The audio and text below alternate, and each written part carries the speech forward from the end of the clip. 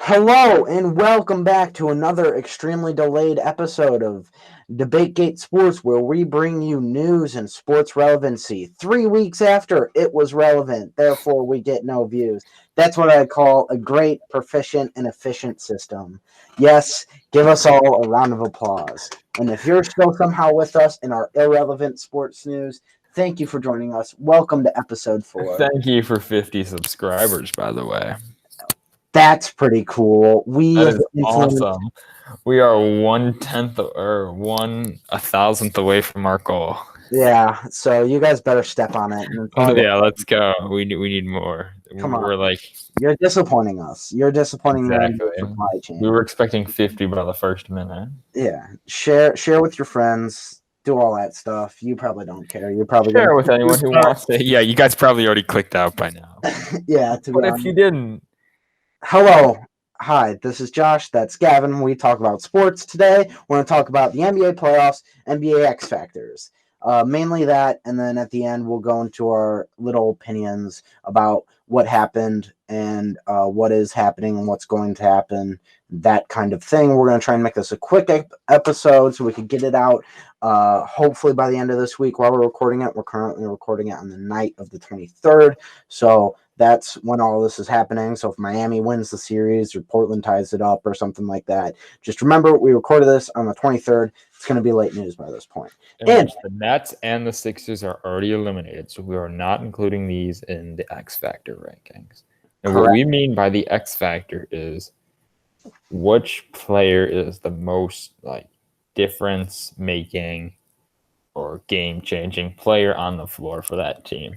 Now, we didn't do all the teams because, like I said, some of the teams either got eliminated or are completely irrelevant.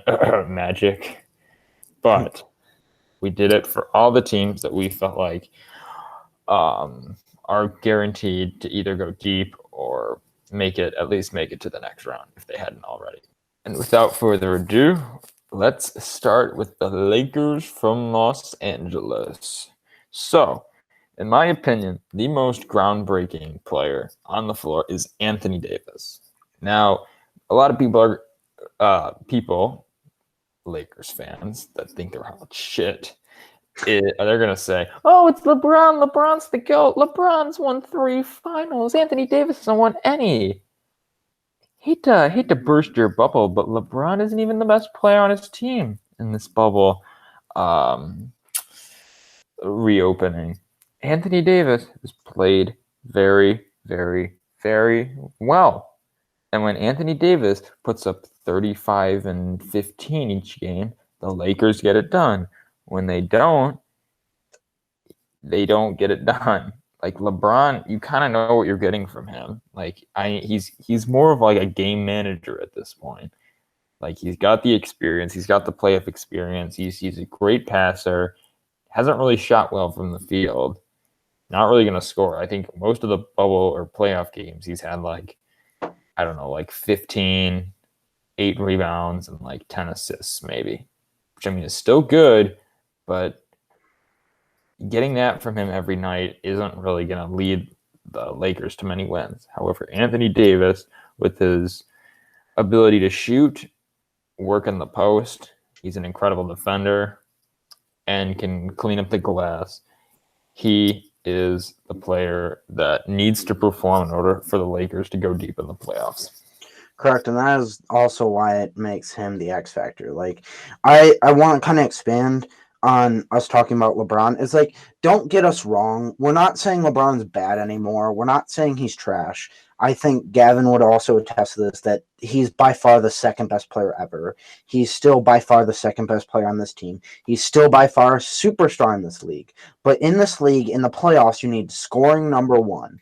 Scoring is your main, either score or prevent people from scoring. Those are your main goals. And LeBron right now, in this later half of his career, is more of a playmaker. And that's, once again, not knocking his playmaking ability, just saying you need that scoring. If you look at the stats of the games where they lose versus when they win versus in the 8-game semi-regular season thing, as well as the game where they lost against Portland, AD scored less than 30 points. AD's got to score 30 to 35 or more for them to win. So that's, that is a pretty strong correlation. So LeBron is good. Don't get me wrong. But look, AD, if he goes, this team goes. Moving on to the team they were facing, Portland. I would have to say Portland's main X factor, because we know what Dame can do in the playoffs. Dame's going to drop 40 to 45 a game in the playoffs. He's going to hit that big three at the end of any game that's close. Melo, you're going to get 20 to 25. He will do the same if Dame doesn't. CJ, he'll get 20 to 25. You know what you're going to get from them.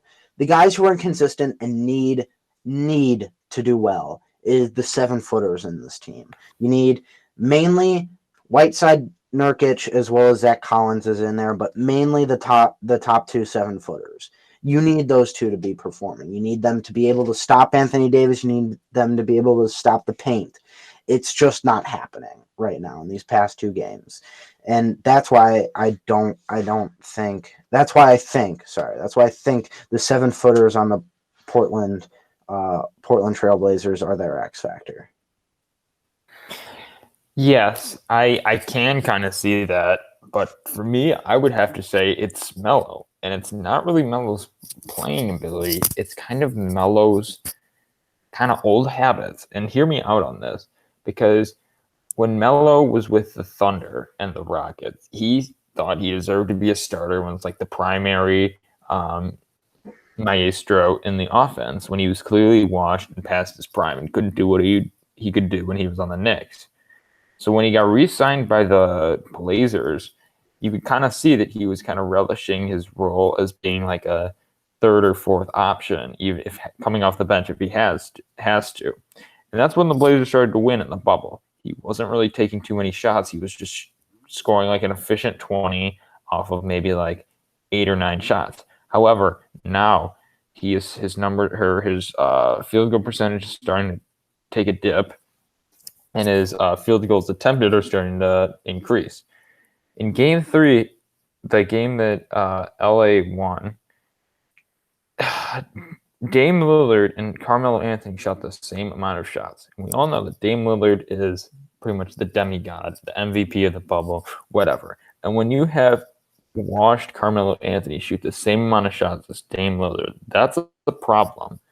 So Melo just kind of needs to get back into the mindset where like he does not need to be taking as many shots as the star of the entire bubble, much less the team. So yes, the 7-footers do need to be superb defensively, and they need to score as well. But Melo also can't be taking up dumb shots. Yeah. I would also just quickly, this is going to be a 1-sentence anecdote. I would like to tell the main media to shut up. Please stop overreacting. I know you're just doing this for views and clicks. I know your reasoning. That's how you get the money nowadays. But come on. You have a supporting, like a diehard supporting ESPN of viewers that watch you every day, no matter what you say. And they start to turn off, like me. I start to turn off ESPN more in these past few years when I've realized that all they're doing is grasping for likes. Like saying all the time after Portland wins 1 game, I have to double check the score. I'll actually double check it right now as I'm talking. I don't even think it was that close or that far apart. I'm pretty sure it was a pretty close game. So it's just like, I don't understand. Here. Yeah, it was a 7-point game. So that's not a huge win. And you all are like, oh my God, LeBron, don't even talk about being the GOAT if you lose in the first round. Don't even like come at me at all for being a top 10 player if you lose in the first round. Just like all of you shut up. Like the Lakers will do their thing. You slip up every once in a while, all right? Like, stop overreacting, being like, see, this is what we told you. Portland has a chance. Not being like, Portland has won this series. Now, Yeah, it's funny that you say that, because when I turned on ESPN or Sports Center, First Take, Get Up, whatever it was the night after both the Lakers and the Bucks lost, and I literally saw they brought up the Bucks 3 different times, saying, "Are the Bucks in trouble? They lost to Orlando last night." I'm like, can we just stop? Like, no, They There's beat him no by like chance. 40 the next night. Like Yeah, there's no issue with the Bucks getting past Orlando. Like I don't it's know what you guys are trying to talk about, but it's just just don't annoying. even bring up these topics. Anyways, now moving on to the Houston Rockets, in which their X factor is not so much a player, well, kind of a player, but it's James Harden's efficiency. It's James Harden, but his efficiency to score. So, at the beginning of the bubble, James Harden, he was still putting up his same scoring numbers, 30, 40 a game, occasionally 50, And I've never been a huge fan of Harden. I'm like, of course, you can get to 60 points if you shoot 40 shots and 20 free throws. Just hog the ball the whole time, chuck up 25 threes. Eventually, we'll get to 60. Yeah, that's how Harden scores is 60. But then in the bubble, he went like 11 of 14 and was able to score like 45. And I'm like, okay, see, that's like a respectable 45 points. I'm like, if you can go 11 of 14 from the field, I won't be as much of a Harden hater. However, in these games, he's shot under 20% from three or under 30% and like under 40% from the field. And that just can't happen. Like, I understand that he can put up good scoring numbers, but like other guys that can like PJ Tucker, Eric Gordon, Rocco, they can put up like more efficient like shooting numbers than Harden. So if Harden's gonna have to score 50 a game for the Rockets, he has to do it efficiently. He just can't just be three chucking for an entire playoffs. He's just not gonna get very far. So that's why I think James Harden has to be efficient if the Rockets actually want to make a deep playoff run. Makes sense. I definitely agree. I would like to also say that I also dislike Harden. It's not. It's more the flopping and bending of the rules that are just so annoying. Like the way I saw an episode on him, like saying that he was like not this three chucking, flopping, foul taking score, but like actually like a godly score, which I disagreed with. And he brought up a point where he was like, "Oh, he found a wrinkle in the rules using the arm hook, where he's driving, he uses arm to hook under the defender's arm, and then raise both arms, which causes the defender's arm to raise, and then they call foul." Which, by the way, is also like foul baiting and scamming. So I just want to mention on that, saying like how Harden, it's like all the foul baiting for me. The three chucking I'm fine with. That's just the league now, I guess. But it's mainly the foul baiting. It's just disgusting. You're slowing down the game as well as you're just causing yourself to get free points. So you're not actually doing any skill. But anyways, I want to quickly get into mine. I think it's quite obvious to me personally. I think it's much more obvious. It doesn't really affect them against OKC because I think OKC is a non-factor. I think they may push it to 6, but I don't see any chance in OKC winning this series. And that's against LA Lakers, and then if Denver or Utah or LAC or Dallas. This all against every other team besides OKC. This matters a lot. And who in the hell is going to guard the big men? And if they are, how good are they going to be? That's what's important. So it's either going to be PJ Tucker, Robert Covington, or Tyson Chandler, and those three have to be good. Because if they go against Los Angeles, as we said, his X factor is Anthony Davis, and if Anthony Davis, Anthony Davis is going to have a field day. yeah, and if he's going to be guarded by 6'8" Robert Covington or 6'5" PJ Tucker or a 40-year-old Tyson Chandler, this man, 6'5" PJ Tucker. I'm pretty sure he actually. Sorry. I think he's like 6'6" or 6'7". I don't think he's that short. I double I don't check. think he's like Harden's height. Okay, double check me May as well while have Harden guard Anthony Davis. double check me while I'm saying my next point. But It's 6'7". it's 6'7". Okay, Yeah. whatever. But 6'5". I'm still gonna say it again. 6'5" PJ Tucker, doesn't matter. 6'10", 6'11", Anthony Davis, who's one of the stronger guys in the NBA, is just gonna have a field day. So for them to go any deeper, it depends on how their defense is gonna stack up against anyone who's taller than 6'10". Following them up is Oklahoma City. Now, I think it's once again pretty obvious. Pretty obvious. Kind of like with Portland, it's kind of the same thing with Portland. Like you know what you're going to get out of CP3, you know what you're going to get out of SGA. Pretty obvious. SGA, you're going to get 25 points a game in the playoffs. Chris Paul, you're getting 25 and 12 assists. But I think their X factor is Dennis Schroeder. When he doesn't score, they don't win. I think, Gavin, you brought this point to me, and I'm going to steal it so you can talk for less time and I could talk for more because I'm a greedy horde. But Dennis Schroeder, I think you said in the 2 games he lost, he like averaged less than 10 points in both those games, where in the game they won, he had like 25 to 29. So it's just he's the X factor. If he scores, they go. They're able. It's that second wave of scoring. It's what Lou Williams has carried them to the playoffs for so long.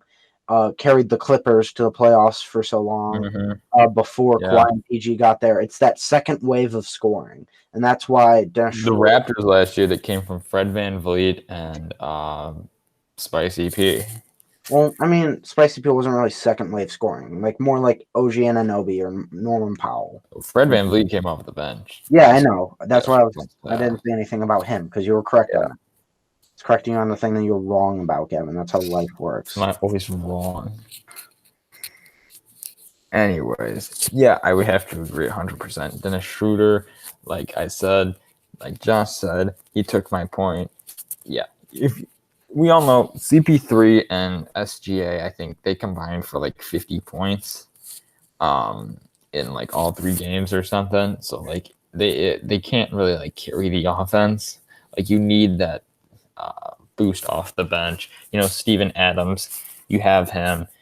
But he's not really offensive based. He's more of a glass cleaner. And Danilo Gallinari is the other man. Like he's been scoring very, very well. But like, I mean, the Rockets do have like one of the highest offenses in the league. So if you want to try and get out of the first round, I mean, Dennis Schroeder needs to be putting up like 20 to 25 a night. Exactly.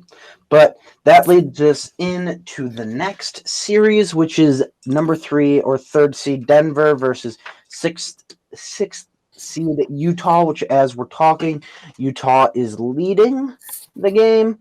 Yeah. Oh wait, no, they're now tied at 77. They're now tied. At with right? Yeah, at 77 with 7 minutes left in the 3rd quarter. Or no. Okay, my ESPN just updated. Jazz are winning by 6 with 4 minutes left in the 3rd quarter, 87-81 as we're currently speaking, with the Jazz up 2-1 in the series. So going back to our topic of the video, we're going to start with Utah. And I think it's honestly, I'm going to say this again because I think I'm smart, that it's pretty obvious, or that kind of actually makes me seem less smart. So I'm going to stop saying that. But anyways, I think it's Mike Conley because obviously this season they had struggles at the beginning when Mike Conley, like they were down in the 6th and 7th. All right, oh my God, I'm stupid. Sorry. They were like barely in the playoffs. They were when Mike Conley was out with injury at the beginning of the year. Then they started to make a push to go to the 6th or 5th seed with Conley healthy, and then towards the end of before the break, Conley was injured again, and they slipped from, I think it was the 4th seed all the way down to the 6th seed. They slipped. But now they're winning the series, and Mike Conley, I'm going to have to once again double check this, but Mike Conley has been putting up some really good numbers, and that was their issue last year. Their issue was scoring behind Donovan Mitchell. No one else was a capable scorer besides Mitchell on that team last year. So you need someone like Conley. So, of course, when they bring him in, they need Conley, and when he does good, they do good. So it's very obvious to me. I said to stop saying that, but, just not the brightest over here. So, yeah, I can see where you're coming from with that. But to me, Rudy Gobert and his ability to score in these 3 games have really helped them the most. Like Donovan Mitchell, his scoring has been definitely above like what you were expecting from him. And they're like pick and roll kind of game. has been really good. Adding Mike Conley is going to help like loads. I think the Jazz have a serious shot of pulling off this upset over the Nuggets when I didn't think they had a chance going into the series. However, Rudy Gobert, if you look at his stats, like in the throughout the season, like he's not really putting up like great scoring numbers, but in these 3 games, he's 8 of 11 for 17, 7 of 10 for 19, 11 of 15 for 24. You combine that with like his defense, where he's grabbing 12 boards a game, has like 4 blocks a game. Like if you add that element of scoring to kind of keep as someone in the back of your mind to complement Donovan Mitchell, that is huge. With one of the best defenders in the game to be able to score and at a rate in which you're using the best scorer in your offense to do so. That is massive. And if Rudy Gobert can keep up this offensive streak, the Jazz have it made. Going back to it, I would just like to touch on the point I made is that Connolly missed the game they lost. So Connolly's only played 1 postseason game, not including tonight, which is the win against Denver. And then when he was out, they lost. And then tonight they're winning, and he has 17 points. And the night that they won by a ton, he had 27. So that's just stats that prove my point that I am the greatest sports analyst of all time, and that Mike Connolly is the X factor that will drive this team forwards. Moving on to Denver, and sorry, Gavin, but I stole your thunder with Utah. I introduced Utah, so that's my bad. But I will also introduce Denver just to get us back on track, and we'll follow our schedule for the rest of the time.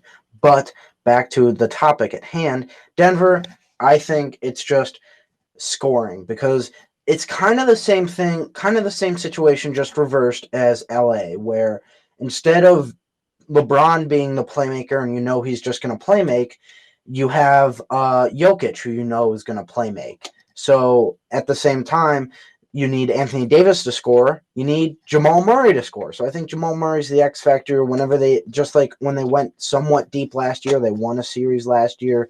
It was because Jamal Murray was averaging like 35 points a game. And this year they won the 1 game and he had 40 something, I'm pretty sure. So it's like, it matters a lot.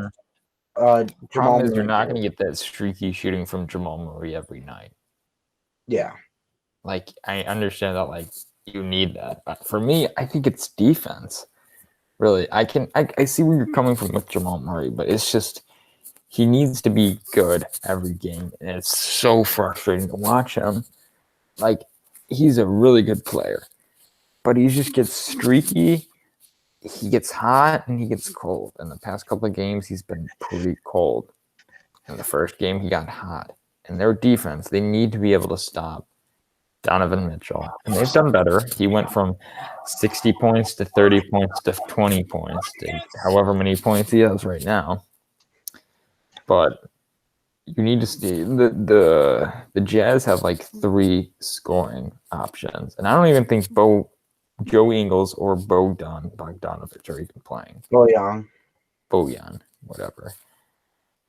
Point being, they're still putting up like 130 a game without like 2 of like their top 6 scorers. So the defense really needs to be a priority for Denver if they want to come back in this series. That is true, but I would just like to point out that in the 2 games that Utah's lost this series, Jamal Murray is combined for 26 points, where in the game they won, he's had 36. So, I mean, say all you want, but yeah, that's what I'm saying. He's gone for cold. He's gone cold, and he gets hot. So and exactly, Jamal Murray to heat back up again. That's what an X factor is. That X factor is that when he's cold, the team dies. When he's hot, the team thrives. Oh, that rhymes. Oh. Wow. Look I at know, us. I'm just so cool. We're just poets. So, moving back into LA, we're going to start with the Clippers. And the Clippers' main X factor is playoff P himself, Paul George. And oh my God, I have never seen anybody go as cold as Paul George has been. He has just been getting destroyed on every social media platform possible. but I mean, he kind of deserves it. He's been putting up 30 points per game in the regular bubble season or the regular season bubble games.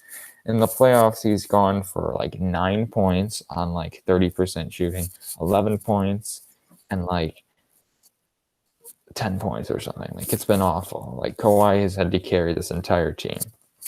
And as of the date that we're recording this, Luka hit hit the buzzer beater and dropped like 45 on them. But playoff P really needs to start playing like playoff P if the Clippers even want to make it out of the first round. Because right now, Luka is by far Luka or Kawhi. I'll give Kawhi respect, but either Luka or Kawhi has been the best player in this series. Paul George needs to step it up, or else this Clippers team could falter very fast. Yep. I'm looking at the box score currently, and just for example, was it today? I think it was today. It was this afternoon. This afternoon, where Dallas beat the Clippers on that buzzer beater. Which, once again, come on, Paul George, are you serious? Letting in another game winner in your face. You were so trash. Like, you don't deserve to play basketball anymore. Stop your shoe line, everything. Now that's semi a joke because Reggie Jackson was actually the one who guarded Luka Doncic in that final shot. Which, by the way, Clippers. This goes into my X factor, which I'm going to say immediately is the coaching and defense by the Clippers is their X factor. Why the hell do you have two of the best defender wings in the NBA in Paul George and Kawhi Leonard, yet you have Reggie Jackson on Luka Doncic in the final minutes? What are you doing? What is your rotation for? I believe he got screened for. That's what I was just about to say. I know that like possibly they were matchup hunting, but at the same time, you got to be aware enough to have Kawhi right next to him and rotate, switch whatever you need, because you know Luka's taking that last shot, so you can kind of do whatever you want with the other four players. Paul George is like, yeah, we'll go under the screen. Yeah. Switch. Go under the screen when they need a three-pointer to win. That's what I like to call smart, great defense. That was extremely sarcastic. But my X factor is their defense and coaching. Just for example, to prove your point, playoff P, 3 for 14 from the field today for 9 points. So if you're doing that, kid, you ain't making it out of the first round. And the other Dallas game they lost, apparently he's not. Oh, okay. No, he's been like bad in the wins. He's been bad in the losses. Yeah. Last, it won't tell me. Why won't it tell me? There we go. Okay. Sorry, ESPN's a little dumb. The only time he's scored more than 20 points was continuing with Paul George has only scored more than 20 points once, and that was in a win against Dallas. All other times were either a loss or a close win. So I agree with you that he can be an X factor, but my X factor is their defense against Luka and their coaching. I want to hear what do you mean coaching exactly? Mainly that was just aimed at the end of game situations because you know that Luka's taking the last shot no matter what. So it's like the fact that you weren't unable to scheme up a way where Kawhi or Paul George would be within 3 feet of that man, whether it be double teaming him straight up, which I think is a good idea, especially when there's only 3 seconds on the clock. Why not double team him? But we don't have to talk about that right now. But like basically end of game situations, you know what's going down, yet you still couldn't prepare for it. So Dallas, literally one sentence. Luka Doncic, he goes, they go. Luka magic. Like, if you're a Dallas fan and you're disappointed in us, like, not going in depth on your team, it's because it's so obvious. Luka Doncic is by far your best player. Yeah. He's, like, with other teams, it's like their best player might be their X factor, but they don't have a supporting cast to support without him. I wanted to bring up Steph Curry first, let me back up. I like what Dallas did in bringing like all the sharpshooters around Luka. Like that team is like by far the most efficient offense like in NBA history, I believe. It had like the highest offensive rating ever. offensive rating ever. Yeah. But Seth Curry has played a lot better. He's had like career highs in his playoff, career playoff highs in points.